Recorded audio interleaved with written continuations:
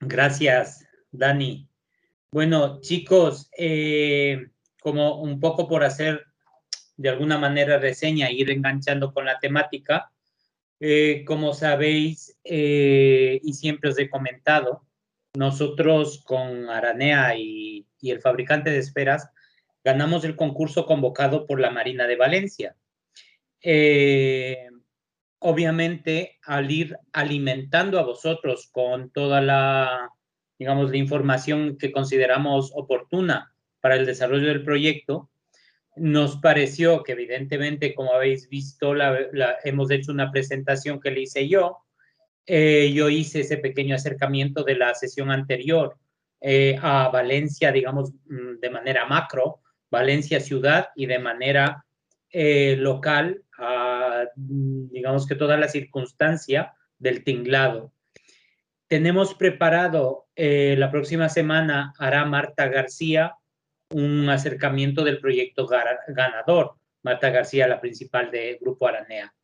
Y así seguiremos aportando temáticas. Entonces, para poder ir con todo ese, digamos que abanico de inputs, de información, nos pareció que lo fundamental, y digamos lo primero, era convocar al demandante, digamos al cliente, que en este caso era la Marina de Valencia, ¿no?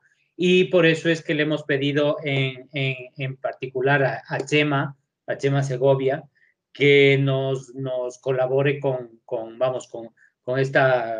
la presentación, digamos, desde dónde se convocó, ¿no? Y de la convocatoria del concurso. Así que, por tanto, procedo a presentarles. Chema Segovia es arquitecto titulado por la Escuela Superior Técnica de Sevilla en el 2009 y premio extraordinario del Máster de Urbanismo de la Universidad Oberta de Cataluña del 2019. Miembro colaborador de Econsul, Unidad de Investigación en Economía de la Cultura de la Universidad de Valencia, responsable del área de Cultura, Sociedad y Ciudad en la consultora Culturalink, profesor colaborador del Máster en Ciudad y Urbanismo de la Universidad Oberta de Cataluña y en la que imparte la asignatura de Espacio Público y Ciudadanía. Y obviamente desde donde le hemos convocado, es el coordinador de proyectos de espacio público de la Marina de Valencia. Decirles que adicionalmente desde mi participación en CivicWise y en otros colectivos y acercamientos a toda la actividad, a la prolífica actividad de tanto de proyectos como de investigación y demás quehaceres de espacio público.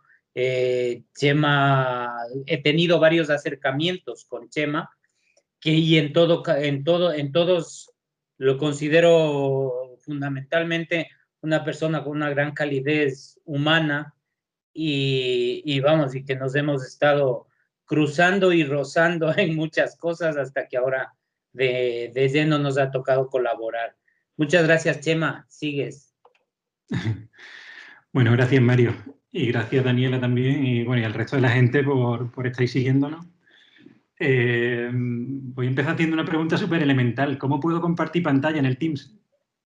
Porque se puede, ¿no? Tengo aquí una presentación de diapositivas, andaba buscando la opción y no la localizo. Sí, Chema, junto al micrófono, Sí. en la herramienta de la derecha, lo que pasa es que tenían que autorizarte. Vale, quizás sea eso, porque exacto, me pone solo los organizadores pueden compartir contenido. ¿Estás sin micro, Dani? Sí, denme un segundito, perdón, que justo se está modificando esto en todas las clases. Ya les cambio esa opción este instante.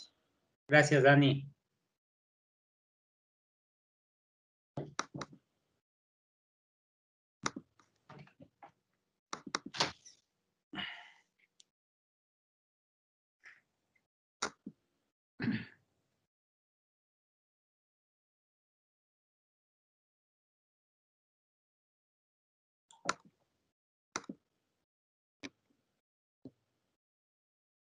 Que antes venía por default, que todos podían compartir, pero ahora en todas las clases me toca autorizar, no sé por qué.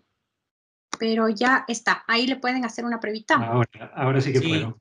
se ha Sí. activado ya. Pues nada, ¿arranco entonces o...? Sí, Sí, Chema, sigue tú. Muy bien, pues nada, bueno, como decía Mario, ¿no? Yo, aparte de haber estado implicado en muchas cosas, ¿no? Y que tienen que ver porque al final, o sea, el proyecto del que estamos hablando mama de mucha experiencia previa y ahora también os contaré cómo llega a él, pero fundamentalmente, bueno, yo empiezo a trabajar en la Marina en 2016 y empiezo ocupándome de diseñar y coordinar la estrategia de espacio público de la Marina.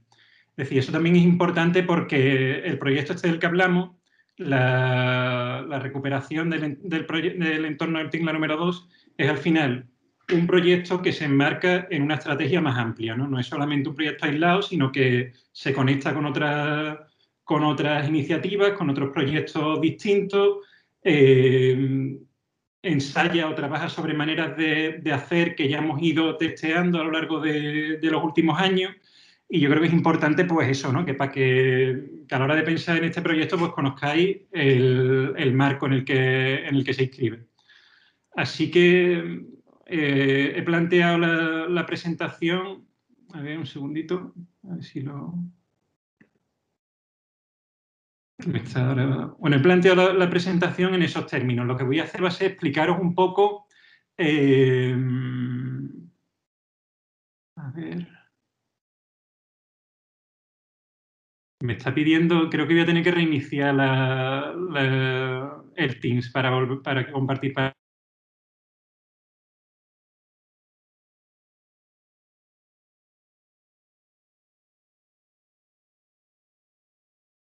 Creo que se ha caído, Dani.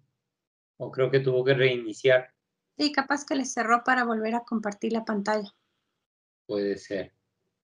A Sí, mí vean, sí que se... sí está autorizado. No. Sí, a mí sí se me habilitó vamos, al menos le veo habilitada la herramienta. Justo el rato que tú lo dijiste, se me cambió de sombreado a blanco.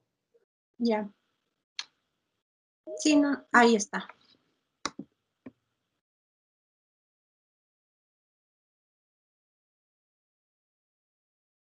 Disculpad, que se me ha reiniciado esto. Me estaba pidiendo el ordenador permiso para hacer no sé qué.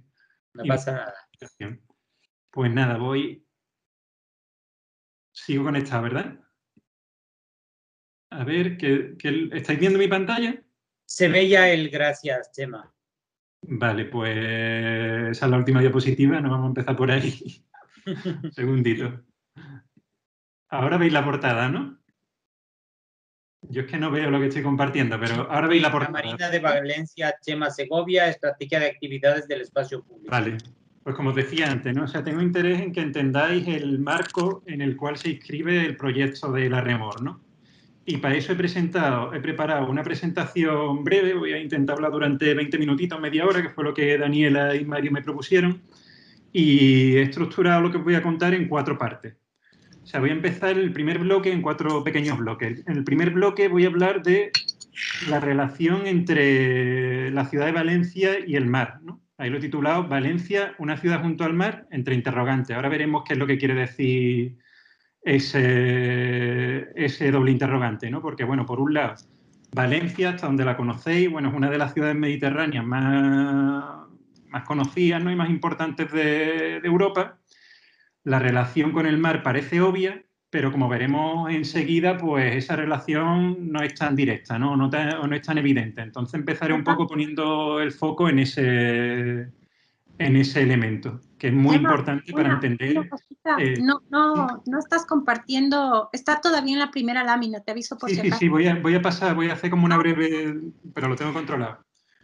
Pues como os digo, voy a empezar hablando de la relación Valencia-Mar. En el segundo bloque, cuando la creación de una nueva marina, os hablaré del primer intento de integrar el puerto urbano en la ciudad, es decir, el primer intento de integrar la Marina de Valencia en el conjunto de la ciudad, que eso es algo que sucede pues, en los primeros años del siglo XXI y es un proyecto de gran envergadura. Seguro que Mario os ha explicado un poco de él.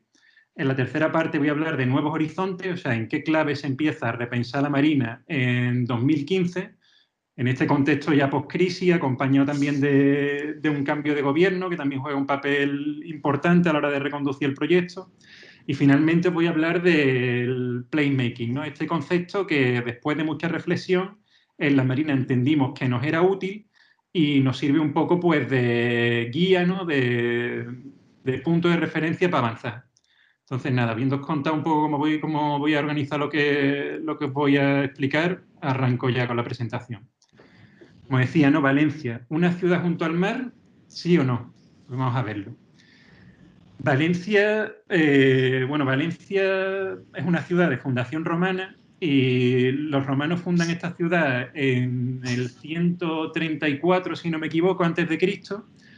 Y bueno, por razones defensivas, los romanos no fundan la ciudad justo a pie de mar, sino que se la llevan un poquito para adentro. De hecho, en este dibujo veis, esto no es la ciudad romana, esto ya es la ciudad medieval, es decir, ya han transcurrido pues siglos desde aquello, pero aquí vemos cómo todavía... Perdón, Chema, sigues en la portada, ¿eh? ¿Sí? ¿No estáis viendo la siguiente? Ah, perdón. Pues espérate, entonces estamos teniendo algún problema. Ahora. Ahora, ¿qué es lo Ahora que se veis? ve la Valencia antigua. ¿Veis? Estás en la 4. Sí, sirve esto porque ¿está pantalla completa o...? No, no está completa. Pues cuando De intento hecho, yo pasar veo pantalla completa, no sé qué diapositivas en el hace. lado izquierdo. Pues bueno, vamos a conformarnos con esto porque cuando lo paso a pantalla completa se ve que se queda atascado la primera diapositiva. Se ve bien, ¿eh? ¿Cómo, perdón? ¿Veis Que bien se la ve imagen? perfectamente, No no hace te falta preocupes por que... expandir. A ver, quizá lo pueda ampliar un pelín más. Algo ganamos, ¿no? Quizás. Muy bien. Pues como os decía, ¿no? Lo que estaba describiendo. Eso, ¿no? Valencia, desde su fundación, no se funda a pie de costa, sino que se funda a cierta distancia de la orilla del mar, ¿no? Valencia se funda, de hecho, el punto en el que se inaugura la ciudad está aproximadamente a 8 kilómetros de distancia del mar. Y eso era fundamentalmente pues, por razones defensivas, ¿no? El territorio en el que se instala Valencia es un territorio bastante llano y pues para prevenir ataques de piratas y lo que nos podamos imaginar, pues se retiran un poco, ¿no? Y se meten un poco hacia adentro, aprovechando también que, como veis en la imagen, hay un río, que es el río Turia, que permitía pues ese acceso de embarcaciones y demás desde el mar hasta la ciudad, ¿no? Entonces, bueno, en este dibujo lo que tenemos es una Valencia medieval, que es esta ciudad densa, compacta, rodeada, muy redonda y rodeada de una muralla. Y ahí vemos pues como hay torreones de iglesias, torres, puertas de defensa en la muralla, hay torres también de palacios, etcétera. Pero si nos fijamos también en esta imagen, ¿no? Aquí en la esquina vemos, aquí está el mar y aquí vemos que aquí algo pasa, ¿no? Y aquí unos puntitos, o sea, en la playa, en el mar, mientras tanto está sucediendo algo. ¿Qué es lo que pasaba aquí? Pues bueno, Valencia, desde su fundación, es una ciudad, podemos decir que es una ciudad compuesta por dos ciudades en uno.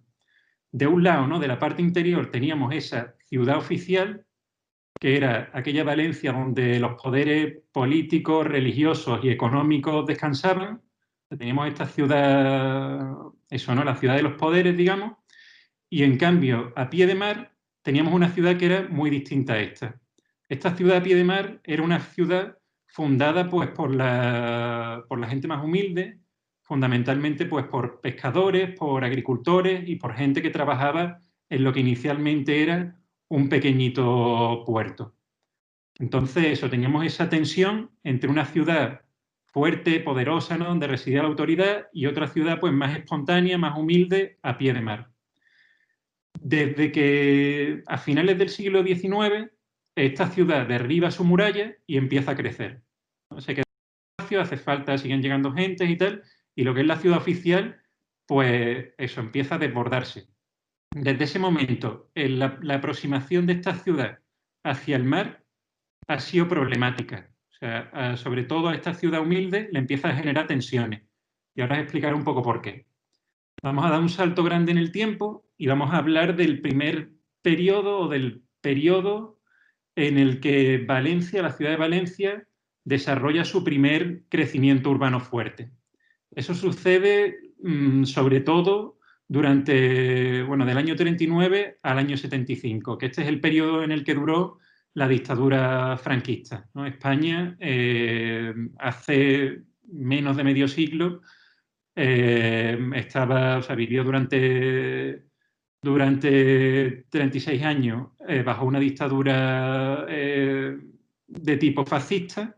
Y bueno, y durante ese periodo, que es un periodo complejo y demás, como os decía, la ciudad pega su primer arreón, ¿no? Como un primer impulso de crecimiento. En esa primera fase de crecimiento urbano fuerte, lo que era la ciudad oficial crece como una mancha de aceite, ¿no? De manera muy... en algunas cosas voy a ser un poco reduccionista, ¿no? Las voy a simplificar, porque hay cosas que son un poco más complejas. Pero podemos decir que esta ciudad crece como una mancha de aceite de manera muy desorganizada. Y mientras tanto, esa ciudad humilde a pie de mar se va consolidando poco a poco. Y lo que era un pequeñito puerto se va transformando también en una infraestructura pesada. Es decir, al principio un pequeño puerto solamente dedicado a la pesca, pues esto ya empieza a ser un puerto dedicado ya al transporte de mercancías, a la importación, a la exportación, etc. En los años 80, la dictadura franquista ya ha terminado y empieza la democracia en España. Y en este momento es importante porque a lo largo de los años 80, Valencia elabora el Plan General de 1988, que es un plan general que todavía hoy está vigente, ¿no? Y eso nos da una idea de su importancia. Y el tema es que ese plan general, el objetivo central que tenía era mejorar la relación entre el centro de la ciudad y el frente marítimo. O sea, ese plan aspiraba a crear una Valencia en el que esa Valencia dual, ¿no? De la Valencia de interior, la Valencia del mar, empezasen a funcionar como una y, pues eso, ¿no? Resolver esa dicotomía. Y para eso, en ese punto, la Marina de Valencia, el puerto histórico, desempeñaba un papel central, ¿no? Porque era, y es todavía hoy, aspira a ser todavía hoy, casi que la pieza, la rótula, ¿no? El eje que resuelve toda la articulación de los barrios costeros de Valencia. Bien, con esto os he puesto un poco en situación histórica. Ahora hablamos de la creación de una nueva marina. Y os voy a hablar, como decía antes, del primer intento de integrar el puerto urbano en la ciudad. Durante los años 80, principios de los 90, el puerto urbano de Valencia, el puerto histórico de Valencia, era un escenario complicado, ¿no? Porque, como decía antes, el puerto empieza siendo muy pequeñito, pero a mediados del siglo XX sufre una transformación que también es muy interesante, porque no es una transformación que sufra exclusivamente o que viva exclusivamente el puerto de Valencia, sino que es algo que sucede a nivel global, que es que, en los años 60, durante los años 70, ahí aparece una cosa que transforma por completo nuestros espacios portuarios, ¿no? En esas 2 décadas se inventa y empieza a expandirse el container. El container este metálico, que hoy no es súper familiar, eso aparece en ese tiempo y con la invención del container los espacios portuarios se transforman radicalmente, ¿no? Ya no hace falta ese puerto pequeñito donde entraban antes barcos que iban cargados de saquitos y de cajas de madera y los dejaban ahí en puerto, ya se convierten en grandes plataformas donde llegan ya barcos enormes, buques enormes, cargando decenas, centenares de cajones metálicos y dejándolos unos encima del otro, ¿no?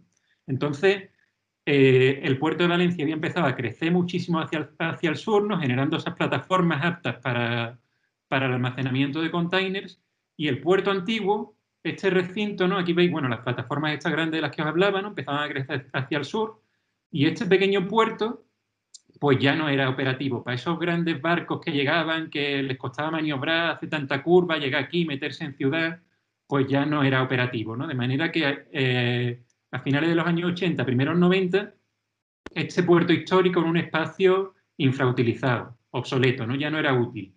Y entonces, en este momento, la ciudad se plantea, vale, tenemos ahí un montón de suelo industrial, que ya no está cumpliendo ese propósito industrial para el que había sido concebido. ¿Qué es lo que podemos hacer, ¿no? Lo ideal sería ese suelo industrial que ya no sirve para acoger usos industriales, lo ideal sería convertirlo en espacio para la ciudad. ¿Y qué es lo que se hace en aquel momento? Pues se hace lo que habitualmente se hacía en aquellos años, ¿no? Que fue convocar un concurso de arquitectura, invitar a grandes estudios internacionales a participar en él, Y bueno, Jean Nouvel, en compañía con otro estudio y tal, ganan ese concurso con una propuesta que tenía más o menos este aspecto. Esto a los arquitectos nos resulta súper familiar esta forma de actuar, ¿no?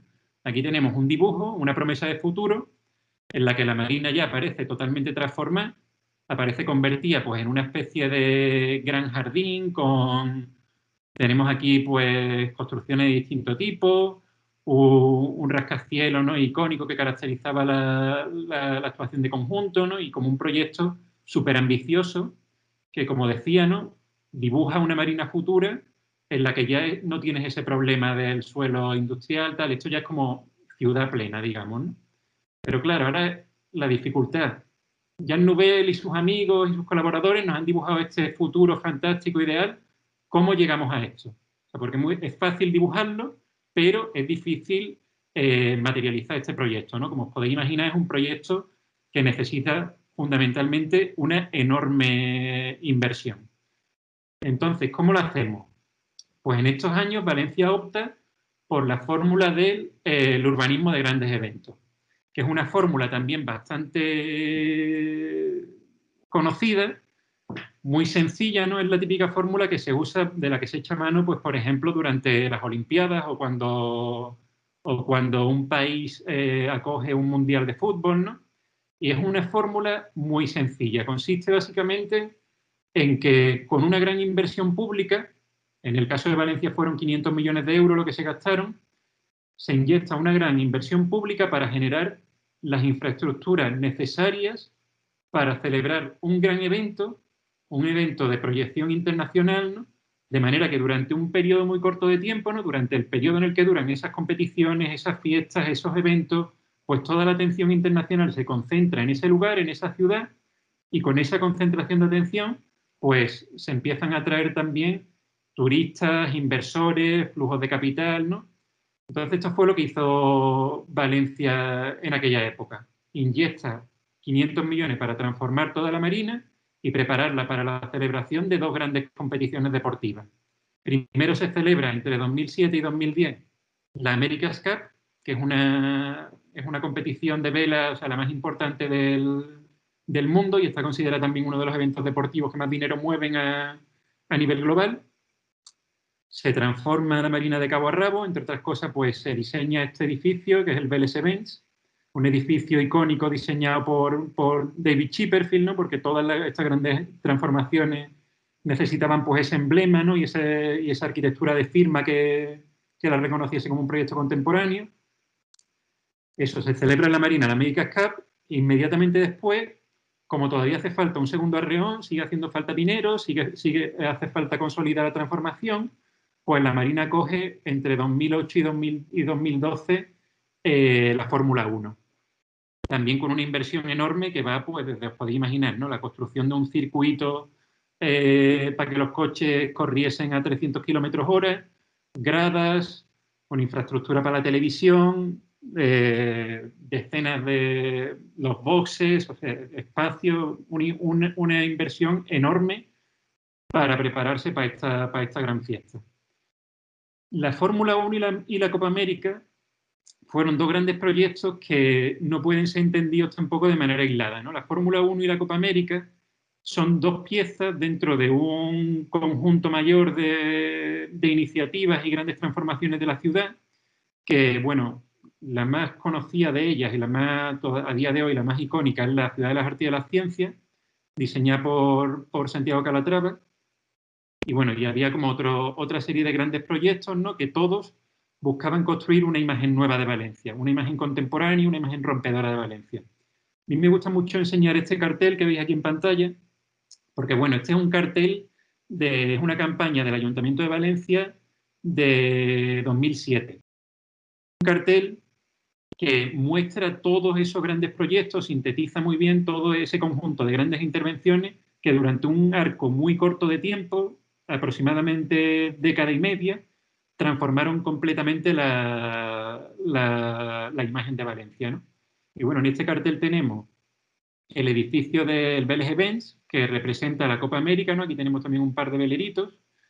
Tenemos aquí un coche, que es la Fórmula 1, como os decía, aquí está la Ciudad de las Artes y de las Ciencias. Este león de aquí representa el Bioparque, que es un zoo enorme que se construyó también en el borde de la ciudad. Aquí en primer plano tenemos una familia, padre, madre, los dos niños felices haciendo un círculo en el agua, ¿no?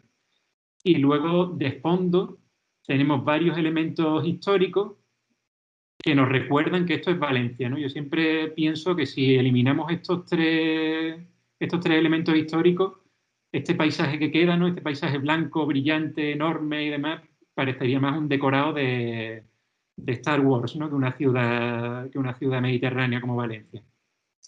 Y el tema, también, ¿no? Es muy expresivo que esta campaña municipal, el eslogan era Valencia, increíble pero cierta. Es decir, con este cartel lo que se está diciendo es, mira, increíble es increíble, pero somos esto, ¿no? En un espacio tan corto de tiempo, mirad en lo que nos hemos convertido.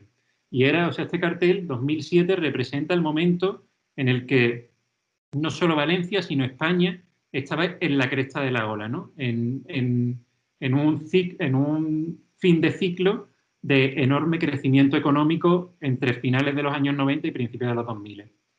¿Qué pasa entonces? De esta Valencia increíble pero cierta, de repente, 2007, irrumpe la crisis y la crisis increíble pero cierta, ¿no? Nos topamos de repente con un escenario totalmente inesperado y lo que era esto, lo que era, pues, celebración, fiesta, fotografías difundiéndose a lo largo y ancho del planeta, pues esto termina transformándose en esto.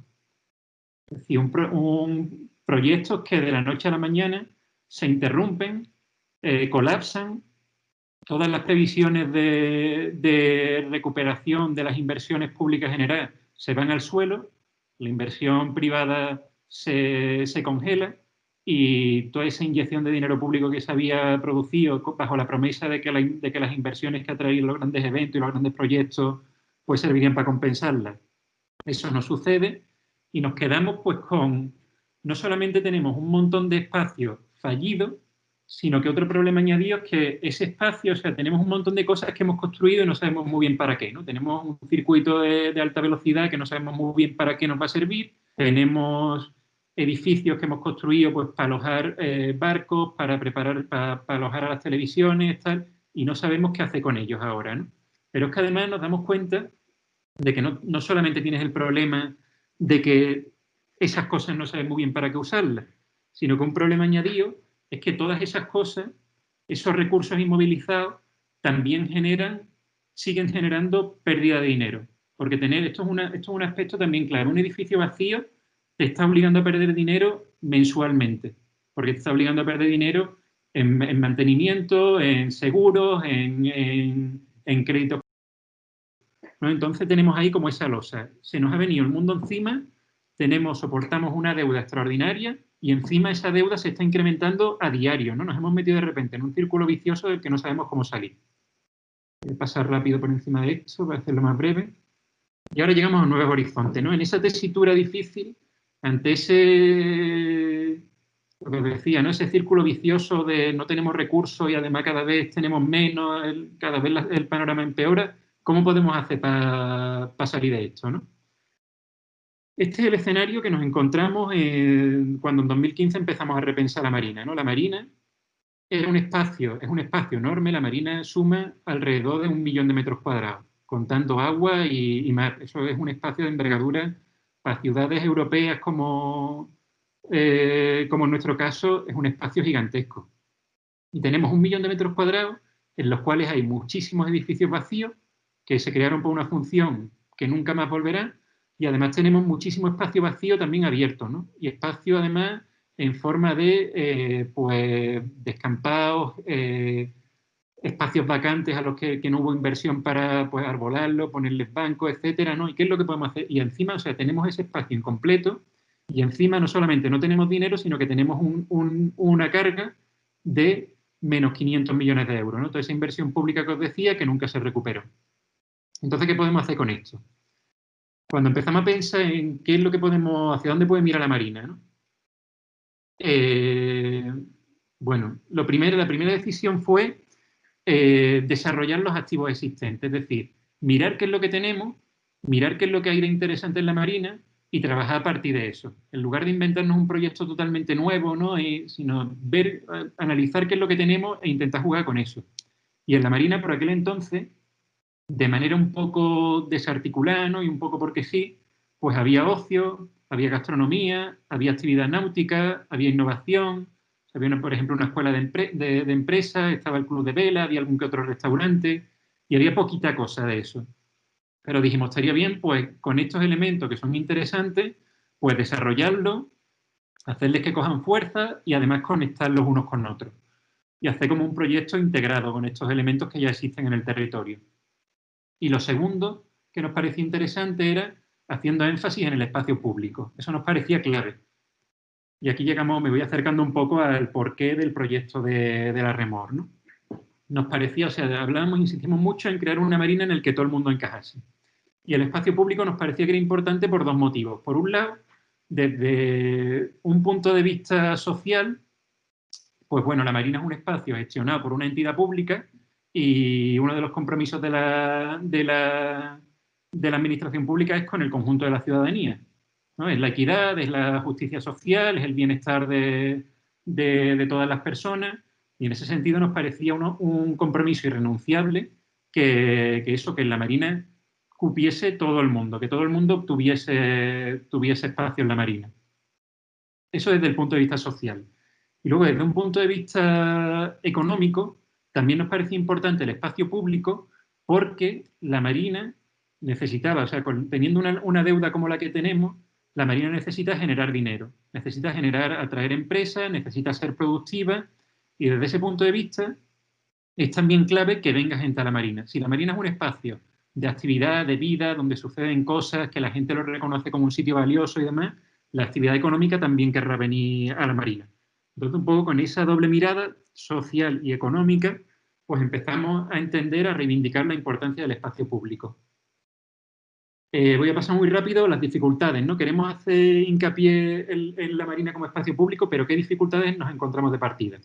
Bueno, la primera, la Marina es un lugar pensado como un gran escenario que durante un lapso muy corto de tiempo tenía que recibir a millares de personas que eran espectadores, ¿no? Y entonces la Marina, aquí lo veis en esta foto, tenía unas magnitudes pensadas pues para que eso, centenares de personas viniesen y mirasen los barcos navegar o los coches correr, pero no era un espacio pensado para sentarse, para venir con tu niño o con tu niña y pasear, para una persona mayor sentarse en un espacio donde hubiese sombra. Era un espacio con una escala y con unas dimensiones pensada para los grandes eventos.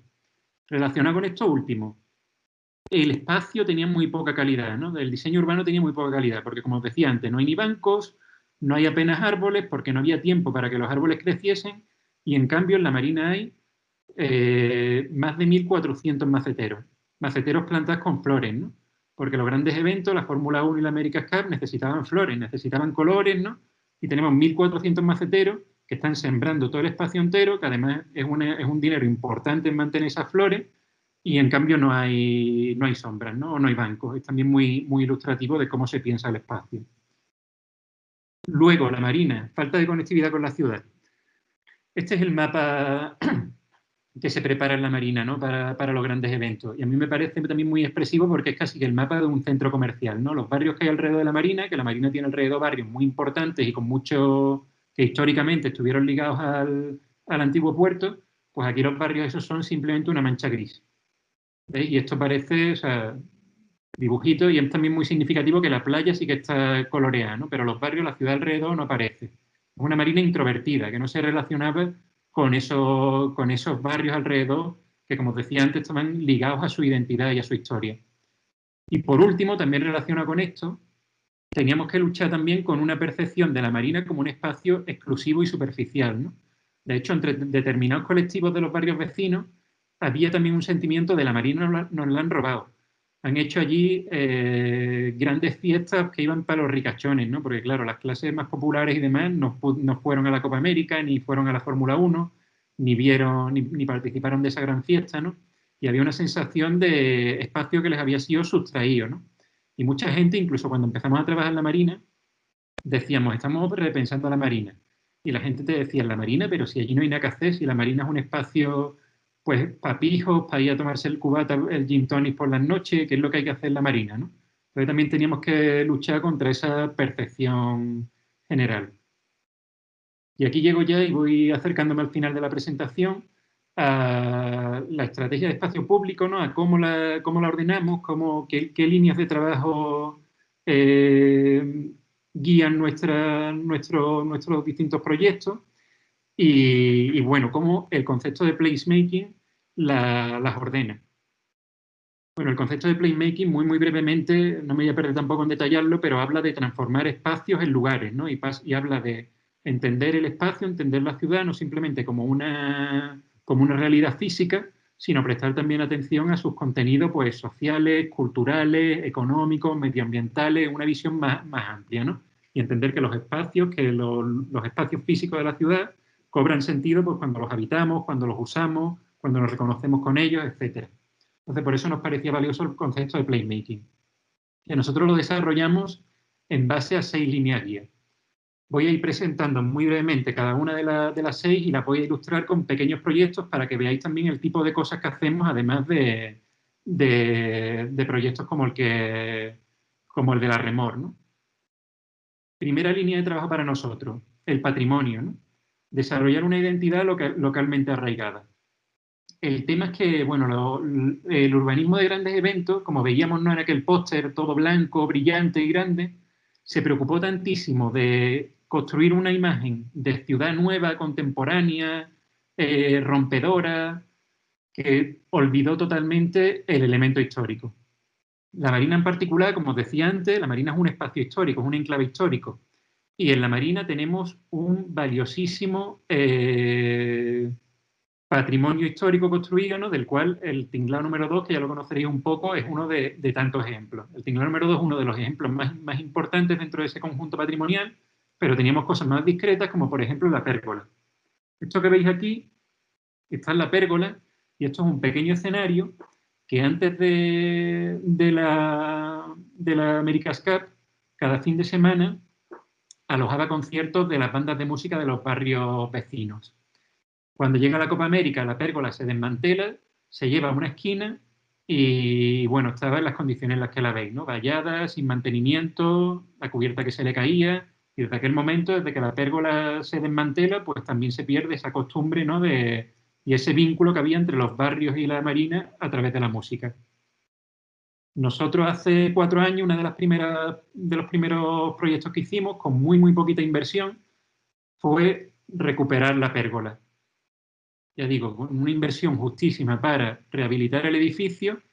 Rehabilitamos el edificio, pero lo más importante es que también recuperar la pérgola significó traer de nuevo a las bandas vecinas a la pérgola a tocar cada fin de semana. Y esto, o sea, es ejemplo de intervención con muy poco dinero, pero con un resultado social y cultural fortísimo, ¿no? Porque a día de hoy seguimos haciendo conciertos en la Marina todos los fines de semana, son conciertos gratuitos, que vienen gente fundamentalmente de los barrios vecinos, pero también del resto de la ciudad. Todos los domingos hacemos conciertos de música tradicional, ¿no? Y este es un ejemplo. Y los sábados por la mañana hacemos conciertos de rock, de reggae, de rap, de manera que los sábados por la mañana vienen jóvenes y familias jóvenes y tal, ¿no?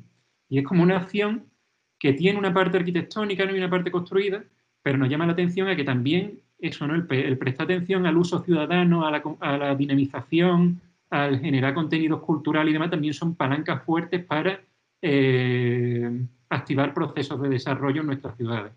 Sería el ejemplo de la pérgola. Siguiente línea guía, la segunda, accesibilidad, abrir la Marina a todas las personas.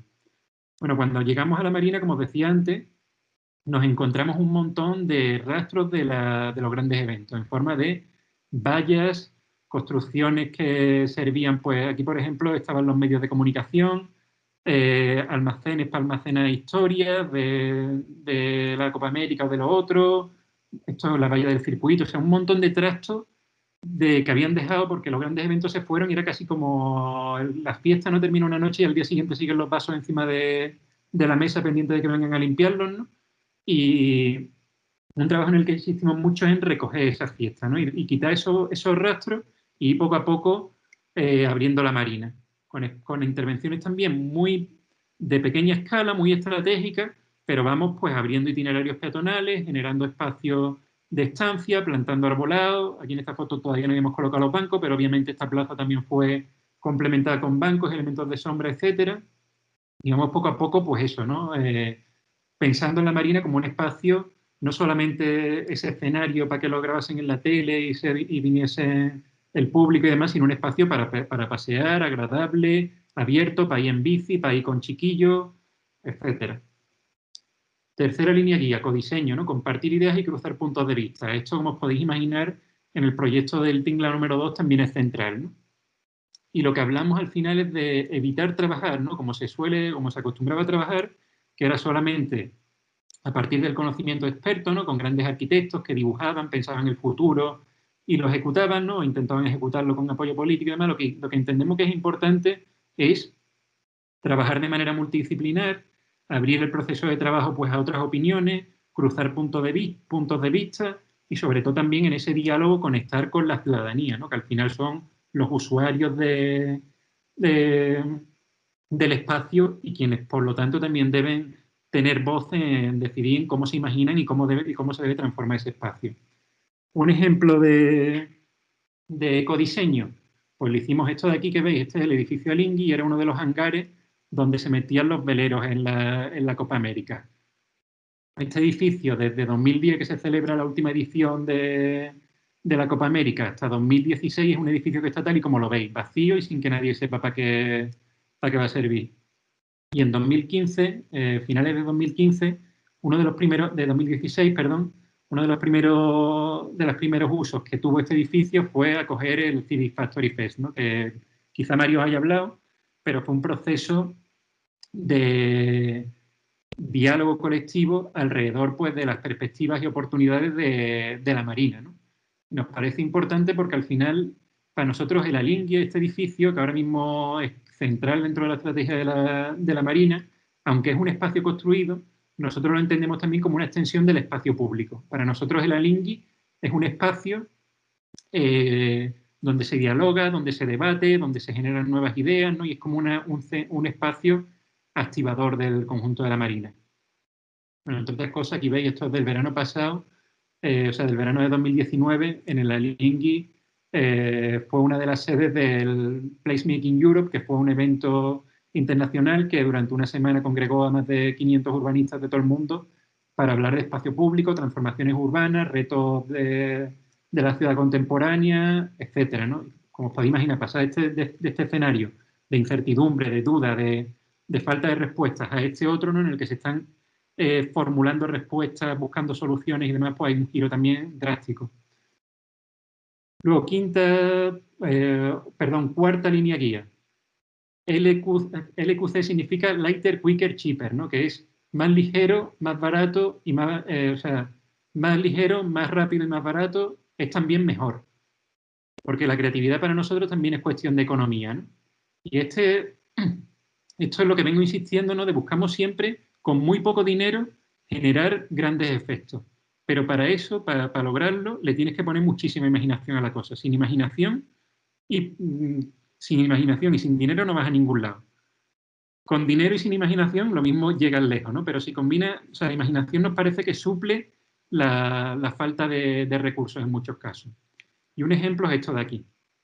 El verano, bueno, esto es un proyecto que desarrollamos hace ya algo más de un año y resulta que teníamos en un sitio muy central de la Marina, por aquí pasaba el circuito de la Fórmula 1 y teníamos un espacio de más o menos 1.500 metros cuadrados que era un vacío.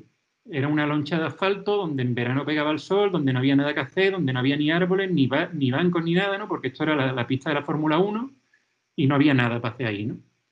Y pensando, dijimos, mira, sería estupendo si en ese espacio vacío que tenemos construimos una pista deportiva. Porque no tenemos pistas deportivas en la Marina, estaría bien crear ahí una pista deportiva. Pues bueno, con esa idea lo primero que hicimos fue llamar a una comercializadora de equipamiento deportivo, las típicas que hay, que seguro que en Latinoamérica también las tenéis, ¿no? Que es la típica que te presentan un catálogo y tú eliges la pista que te gusta más o la que menos y tal. Y les preguntamos y la pista más barata que tenían esta gente costaba 15.000 euros. 15.000 euros era una inversión que podíamos hacer, pero nos parecía un poco excesiva. Y lo que hicimos fue poner la imaginación y hacernos la pista deportiva por nuestra cuenta. Esto es una pista que hicimos reciclando las vallas del circuito de la Fórmula 1, que son estas de aquí. Las porterías también compramos, las soldamos y las preparamos por nuestra cuenta. Y luego el resto de la pista, lo que era toda la superficie y demás, la hicimos con pintura. Llamamos a Abel Iglesias, que es un artista muy joven, de 23 años, un artista residente en Valencia, con muchísima energía, que viene del mundo del graffiti. Y él, pues como veis, con un par de amigos más, se pegaron la aventura de colorear pues 1500 metros de asfalto y hacer esta pista que, además de ser única, porque no hay otra pista igual en el mundo, ni muy llamativa, y tuvo muchísimo éxito pues tanto en redes y a nivel, a los jóvenes les encanta la pista porque es singular, ¿no? Y les gusta ir con sus amigos y tal. Y no solo tuvo ese impacto, sino que la pista en total costó 11.000 euros, es decir, costó menos que la pista más barata de catálogo, ¿no? Poniéndole un poco de imaginación, puedes obtener recursos, o sea, lograr acciones más potentes y más económicas que las estandarizadas. Y finalmente, ¿no? Bueno, penúltima línea guía, perdón. Alegría, redescubrir y celebrar. Esto nos parece una tontería, pero esto también nos parece clave, ¿no? Nos preocupa mucho que todo lo que hacemos en la Marina transmita energía. Nos parece que la alegría y la empatía y el calor y demás es un aspecto a reivindicar a la hora de hacer urbanismo, de hacer arquitectura, de hacer ciudad, de pensar los espacios en los que nos relacionamos, etc. Y una intervención que ilustra muy bien esto, y también muy exitosa, tiene que ver con un recuerdo histórico. La Marina, antes en los años dorados del puerto, digamos, es decir, entre los años 40, 50, pues era un espacio que los vecinos de alrededor acudían muchísimo a la Marina. Lo tenían, las mujeres iban allí, o sea, las familias iban a cenar a la Marina porque se estaba bien a pie de agua y hacía fresco, los hombres trabajaban en los barcos. Y los niños, para los niños la Marina era como una especie de playground, ¿no? De zona de juego enorme. Y entre otras cosas, los niños en aquella época se bañaban en el mar, ¿no? Lo veis aquí bueno, en el mar, en el puerto, se bañaban en el puerto.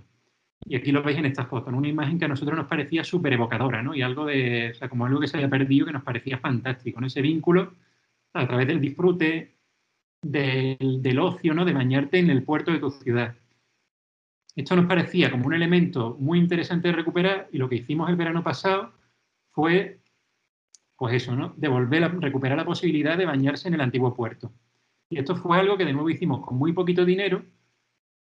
Empezamos a juntar por allí pues pantalanes y piezas de madera que teníamos por allí por el puerto, las colocamos juntas, nos gastamos una cantidad ridícula de dinero en césped artificial para forrarlo, pusimos duchas también súper baratas, compramos flotadores, corcheras para cerrar la piscina y montamos una gran piscina gratuita abierta durante todo el verano, que fue un bombazo, pero a nivel ciudad, vamos, salió incluso en televisión española y todo. Fue un proyecto que con 2 duros logró también una atención enorme y un éxito de público increíble, porque bañarse en el puerto era espectacular, vamos, o sea, tenía la sensación de estarte bañando en un sitio especial, era una experiencia totalmente distinta a bañarte en la playa. Y la piscina, pues eso, fue un exitazo increíble. Y finalmente, ¿no? Implicación, que es un poco la sexta línea de trabajo y la que cierra un poco las demás, que es crear una visión compartida, ¿no? Eso nos parece clave y tiene que ver mucho con aquello que os decía de luchar contra esa percepción de la Marina como un espacio elitista, sin futuro, en el que no hay nada que hacer. Cuando nosotros llegamos, la Marina se llamaba la Marina Real Juan Carlos I. Y el logotipo de la Marina era este. Esto de aquí es el Vélez Events, el edificio de David Chipperfield, ¿no? Y a nosotros nos parecía que, bueno, esto podía ser interesante, pero bueno, la Marina no era solamente el Vélez Events, la Marina eran muchas más cosas y sobre todo la Marina no era solamente de nuestro rey Juan Carlos, sino que la Marina le pertenecía a toda la ciudadanía, ¿no? Como gran espacio público que es. Y entonces, desde esa perspectiva, cambiamos la identidad de la Marina y a día de hoy la Marina es esto. A día de hoy es la Marina de Valencia, os digo, no es la Marina del rey solamente, sino que es la Marina de la ciudad de Valencia, de todos, de todas las personas. Y la Marina no es solamente el rey, no es solamente el Vélez Events, sino que es esta carita sonriente que cuando la repiten muchas veces obtienes un patrón que representa el mar, ¿no? Las olas del mar. Cambiamos la identidad cambiamos con esto, o sea, lanzamos un mensaje de cambio en la Marina, ¿no? Y lo más importante fue también intentar concretarlo, ¿no? Que la gente entendiese que no solamente estábamos hablando de una cosa de imagen y genérica y de relato, sino que también era una realidad, ¿no? Y en 2017 tomamos una decisión arriesgada, ¿no? Atrevida, que fue celebrar el 10º cumpleaños de la Marina. Eso os digo que era arriesgado porque nadie se esperaba que un sitio que todo el mundo daba por muerto y enterrado, un sitio al que nadie le reconocía futuro, nadie esperaba que celebrase su cumpleaños, ¿no? Y lo que hicimos fue, durante un fin de semana, tuvieron lugar decenas de actividades gratuitas que además fueron organizadas en colaboración, bueno, actividades que eran desde conciertos, juegos infantiles, talleres de educación medioambiental, competiciones de náutica deportiva, un montón de acciones muy, muy sencillas que además estuvieron organizadas con la colaboración de empresarios y colectivos culturales de la ciudad. Y durante un fin de semana, que además tuvimos suerte de que hizo un tiempo magnífico, ¿no? Aquí veis, 10 años y mucho por vivir, pone aquí en esta pancarta. Pues durante un fin de semana estuvimos celebrando ese mucho por vivir de la Marina, ¿no? Y ese espacio que se podía disfrutar, que se podía vivir, que era un espacio donde podían suceder cosas magníficas. Y con esto, como os digo, fueron como los primeros pasos que iban materializando esa nueva idea, esa nueva visión de la Marina, ¿no? Esa visión de la Marina en la que todo el mundo tiene lugar, en la que suceden multitud de cosas, es un espacio de inspiración, de creación conjunta, de bienestar, etc. Y nada, con esto cierro la presentación. No sé si me he prolongado más de lo esperado. Espero que haya sido interesante y a vuestra disposición si me queréis preguntar cosas o queréis comentar cualquier historia acerca de lo que os acabo de explicar.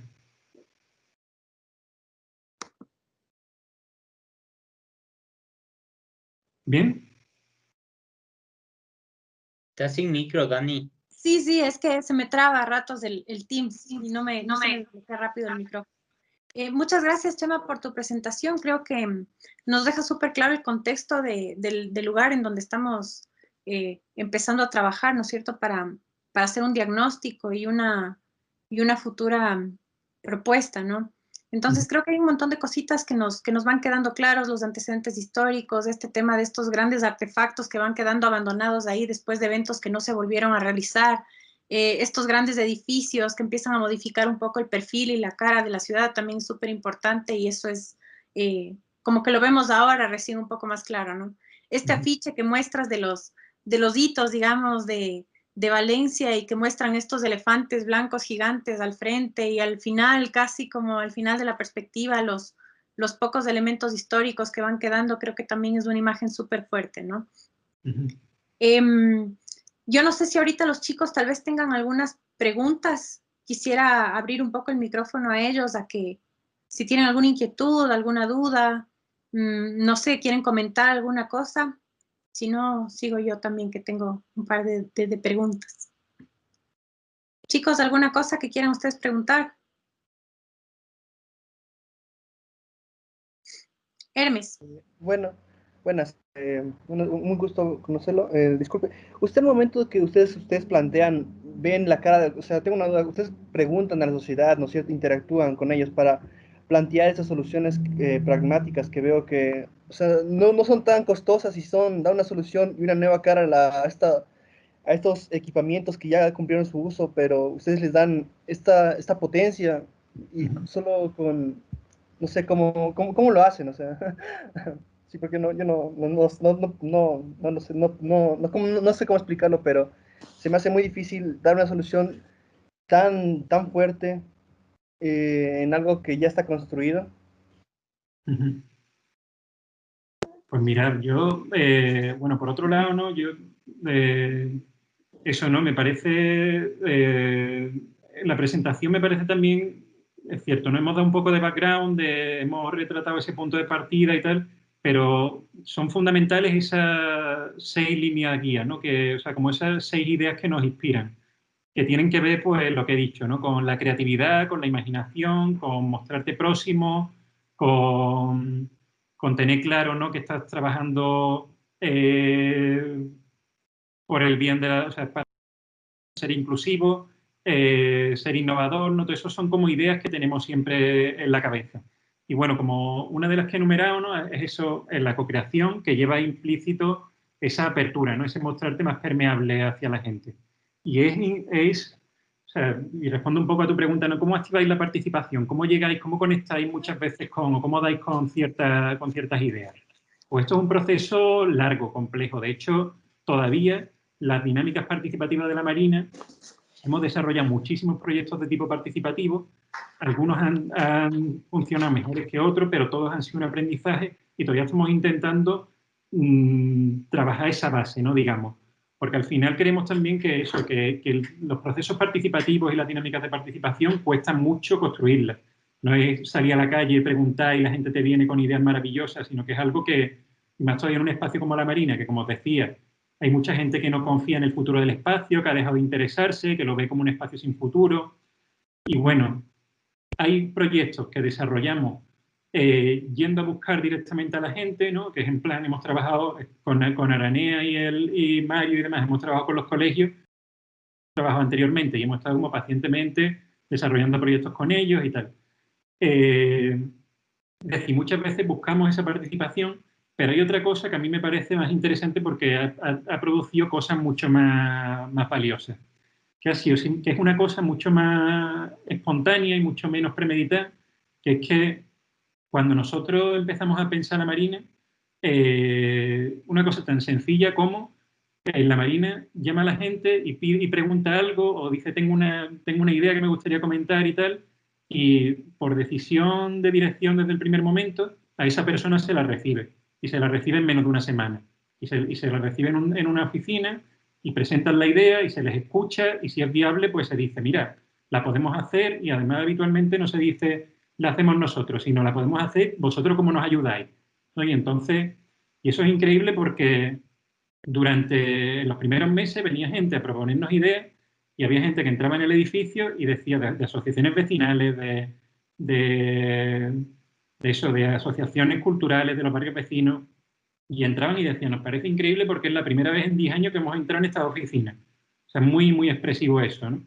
Y entonces que lo escuche, y que ellos te presenten una idea y tú le digas, vamos a trabajarla conjuntamente, eso ha dado pie a proyectos muy, muy interesantes, ¿no? Por ejemplo, hemos estado trabajando, vinieron un grupo de jóvenes a proponernos que hiciésemos una pista de patinaje y eso ha dado pie a un proyecto de cerca de 2 años que está ya, o sea, materializándose en un proyecto de construcción de un skatepark, ¿no? Es decir, a tu pregunta, muchas veces la participación, o sea, exige un trabajo y esa búsqueda de ideas y ese creativo necesita cierto trabajo de pensar, de orientarlo, de planificarlo, de probar cosas, tal, pero también necesita de algo tan básico como tener voluntad y ser abierto y escuchar a la gente y ser cercano y eso es también, es decir, la respuesta clave a la pregunta no es solamente una cosa de metodología que te diga yo, pues vete a este libro, estudiatelo y ahí encontrarás todas las respuestas, sino que es una cuestión de actitud, de decir, me voy a tomar mi trabajo de otra manera y voy a creer además, porque si escucho a la gente no es solamente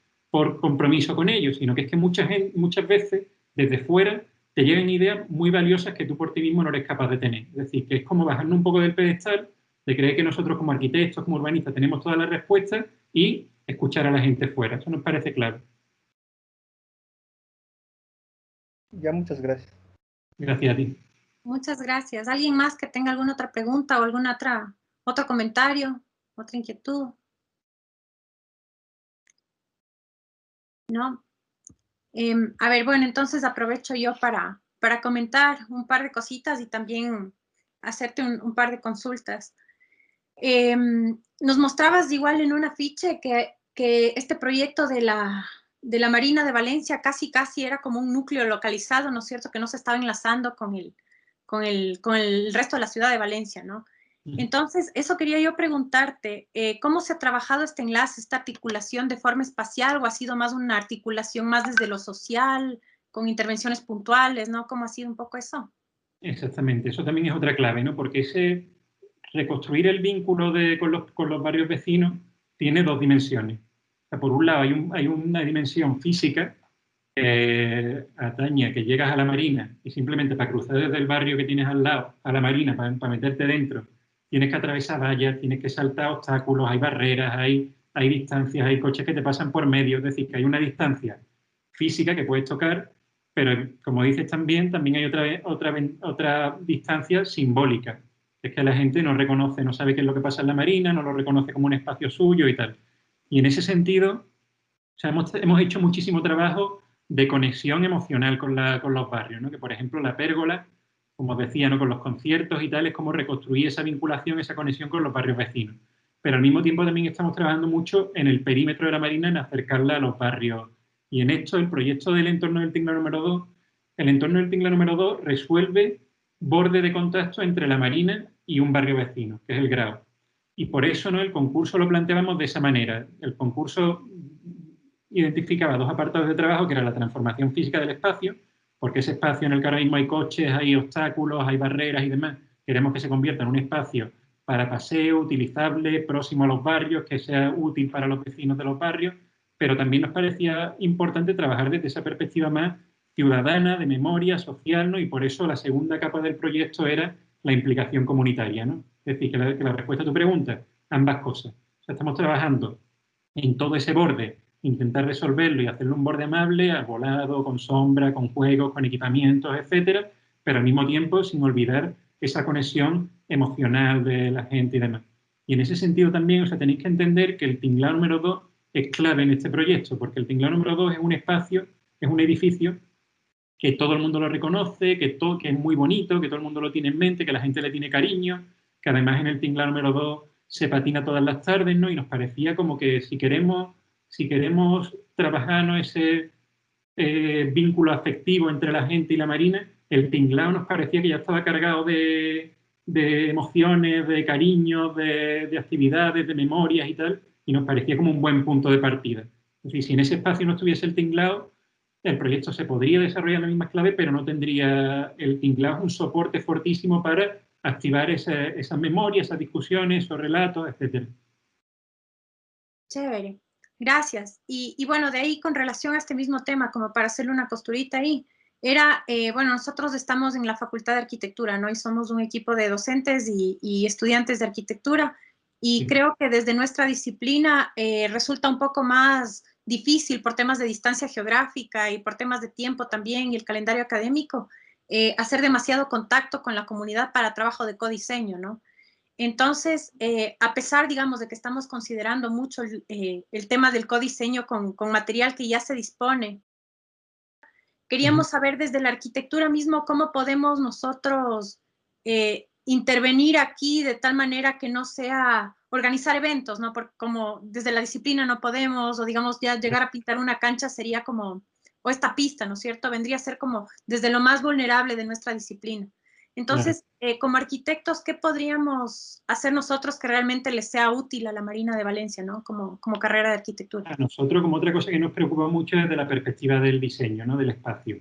Creemos que la Marina, y creemos que como cualquier puerto histórico casi, no es un espacio público convencional, ¿no? Es decir, la Marina no es una plaza, creemos que es un espacio a mitad entre el paisaje, es un espacio público, sí, pero tiene como unas dimensiones muy particulares, unas materialidades, un paisaje de movimiento, ¿no? Porque están los barcos, el puerto, la gente que pasea, tal, y nos preocupa mucho y es algo que, bueno, que Marta y Aranea cuando os expliquen cómo están planteando la aproximación nos preocupa trabajar con diseños innovadores que no son, es decir, estamos pensando el banco y creemos que el banco que necesita la Marina no es un banco típico para sentarse uno al lado del otro con un respaldo, sino que probablemente sea un banco que te permita sentarte de otra manera, en compañía de gente, que a lo mejor un banco desde el que puedes mirar el mar, donde te puedes subir y ver la distancia, donde un niño puede jugar, porque creemos que, o sea, nos parece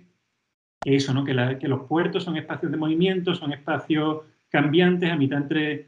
Entonces, yo creo que desde la arquitectura, toda la perspectiva de creatividad, innovación y tal, la podéis introducir para intentar salir un poco de la caja, ¿no? Y pensar, bueno, somos capaces de pensar en distintas maneras de generar un espacio público. Y si pensamos el espacio público, por ejemplo, desde el mar, como con referencias, ¿no? Como si para nosotros, y de elementos identitarios de los puertos, como pueden ser pues, las redes, hablamos mucho el viento, ¿no? El salitre, o sea, son inspiraciones, creemos nosotros, que pueden dar lugar a un tipo de espacio público distinto, ¿no? Y eso, y no es solamente un espacio para pasearse y sentarse, sino que a lo mejor un espacio donde perderte, donde olvidarte de cosas, donde notar el olor del mar, ¿no? Yo creo que todos esos son como estímulos. Me parece que uno de los retos para un arquitecto, ¿no? Y para un estudiante es como sacudir, ¿no? Ese esquema normal de la ciudad, la tal, no sé qué, y pensar cómo hacemos espacios diferentes, ¿no? Que tienen más que ver, pues eso, en este caso, con el mar, con los horizontes, con el medio ambiente, etc. Esa podría ser una de las pistas. Listo. Muchas gracias, Chema. Dani, yo digamos que por complementar un poquito y por ir cerrando por lo que nos habías comentado que tenéis ahora un poco en punto de cierre. Clases. Quería comentarte dos cosas de alguna manera, en plan, si quieres, un poco incluso anecdótico, y es que últimamente percibo yo que los concursos, vamos, en este caso desde el ejercicio un poco autónomo que llevamos profesionales independientes, cada vez más los concursos y los ejercicios de urbanismo resultan ser una suerte de metodología. De hecho, en concreto, lo que nosotros últimamente planteamos son metodologías de intervención en el espacio público, ¿no?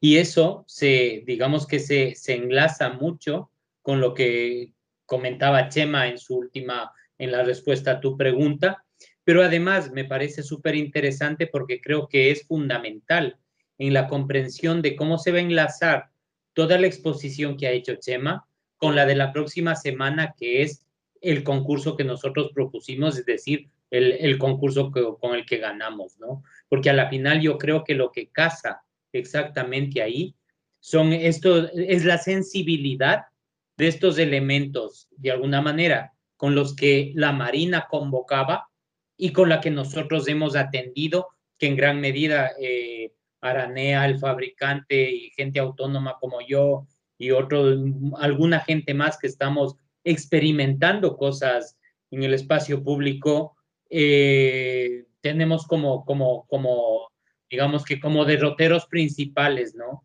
La innovación, el trabajo con la gente, las metodologías beta, el probar, el equivocarte en barato y cosas por el estilo, ¿no? Y el construir vamos, en unas modalidades más plurales, ¿no?